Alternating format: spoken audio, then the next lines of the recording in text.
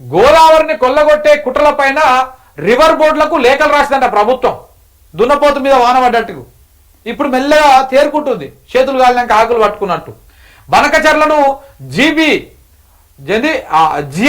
జిఆర్ఎంబికి అంటే Godavari river management board అడ్డుకోవడం లేదన్న ఈఎన్సి పోలవరం పైన లిఫ్ట్ను నిలువరించాలని ఇటు కృష్ణా రివర్ మేనేజ్మెంట్ బోర్డు కానీ గోదావరి రివర్ మేనేజ్మెంట్ బోర్డు కానీ ఎప్పుడు మనకు తెలంగాణకు అనుకూలంగా నిర్ణయాలు ఇవ్వవి.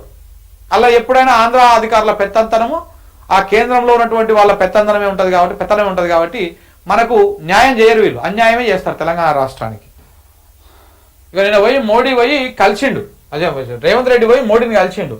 ఏడా ఉందంటే వార్త ఏమో ఉంటుంది ఒకటి, ఇలానే ఉందా, ఎలా ఉంది, కలిసి పని చేసుకుందాం మనం,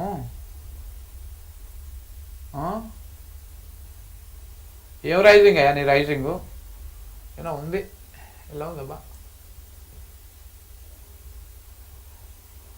అగో ఇంకో ఇక్కడ ఇద్దరు ఫోటో దిగి ఇంత సంతోషంగా ఇంత హ్యాపీగా మన రాహుల్ గాంధీతో రేవంత్ రెడ్డి ఫోటో దిగంగా నేను చూడలేదా ఢిల్లీకి పోయినప్పుడు. కలిసి పనిచేద్దాం, మీరు కలిసే పని చేస్తారు తెలంగాణలో, విడివిడిగా పని చేస్తారు. కాంగ్రెస్ బీజేపీ రెండు ఒకైతే ఏ ముసలోళ్ళని అడిగినా ఏ చిన్నపిల్లగాని అడిగినా చెప్తారు. పెట్టుబడులకు పెద్దపీట వేయండి, ఆ పెట్టుబడులు మొత్తం మనోళ్ళతోనే పెట్టిపియండి, అదానితో పెట్టిపి అబ్బానితో పెట్టిపి, లేకపోతే నీ అన్నదమ్ములు ఉన్నారు కదా వాళ్ళతో పెట్టిపి, లేదా బామ్మారితో పెట్టిపి, పెట్టుబడులు పెట్టిపియండి. ఎవరు పెట్టాలి, పెడతాను వీళ్ళు అంబానీ అదానీలు పెడతారు మనకు గుజరాత్ బ్యాస్, ఇక నువ్వేమో నీ అన్నదమ్ములతో నువ్వు పెట్టిపి. వ్యవసాయం, విద్య, ప్రజారోగ్యం అత్యంత కీలక ప్రాధాన్యాంశాలు. వికసిత భారత్ ప్రతి ఒక్కరి లక్ష్యం కావాలి. డిజిటల్ ఇండియా అయిపోయింది, అన్ని అయిపోయింది, ఇప్పుడు వికసిత భారత్ వచ్చింది. Make in India, made in India, అన్ని రాష్ట్రాల అభివృద్ధితోనే ఇది సాధ్యమవుతుంది. నీతి ఆయోగ్ భేటీలో మోదీ పిలుపు, బీహార్ సీఎం సహా పలువురు గైరాజరయ్యారు. మెట్రో 2కు అనుమతి ఇవ్వండి, RRR కు ఆమోదం తెలపండి, బందరు పోర్టు, హైదరాబాద్ డ్రై పోర్టుకు గ్రీన్ ఫీల్డ్ హైవేను మంజూరు చేయండి. యూపీ, తమిళనాడు, ఏపీ మాదిరిగా తెలంగాణను ప్రోత్సహించండి. ఇప్పుడు ఏపీ మాదిరిగా నిన్నెందుకు ప్రోత్సహిస్తాడే? ఏపీలో ఆయన ఎంపీ లేకపోతే ఈయన ప్రభుత్వం కూలిపోతుంది మోడీది. కాబట్టి అలా ఏం చెప్తే అది ఆడుతా ఉన్నాడు మోడీ. ఎందుకు అది చేస్తాడు?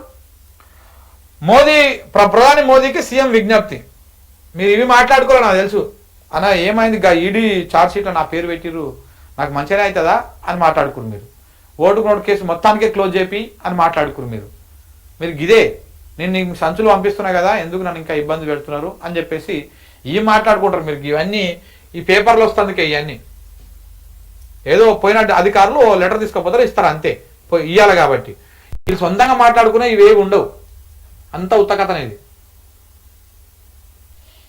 బీఆర్ఎస్ లో రేవంత్ కోవట్లు ఉన్నారు, టైం వచ్చినప్పుడు వాళ్ళే బయటపడతారు. రాష్ట్రానికి పట్టిన దయ్యం రేవంత్, శని, కాంగ్రెస్, వాటిని వదిలించడమే మా పని. అంతర్గత విషయాలు అంతర్గతంగానే చర్చించాలి.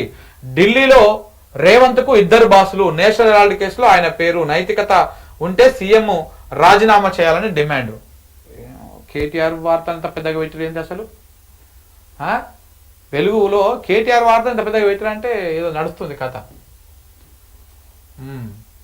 టీమిండియాలో పనిచేద్దాం, చెయ్యి.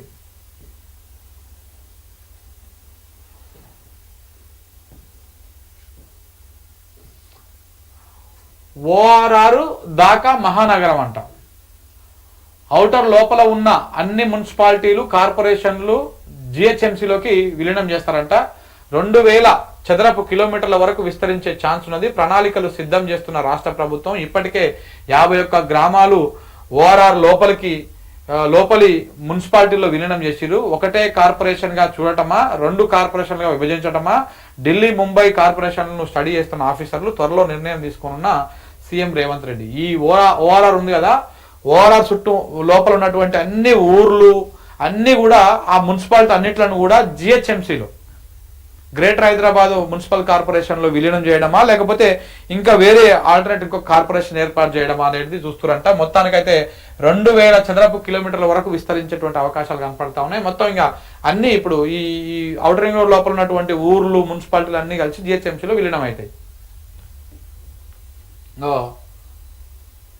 ఇంకా మళ్ళీ దానికోసారి ఎలక్షన్, దీనికోసారి ఎలక్షన్ ఏం లేకుండా అన్నిటికి ఒకసారి ఎలక్షన్ పెడతారేమో మరి. Right, okay.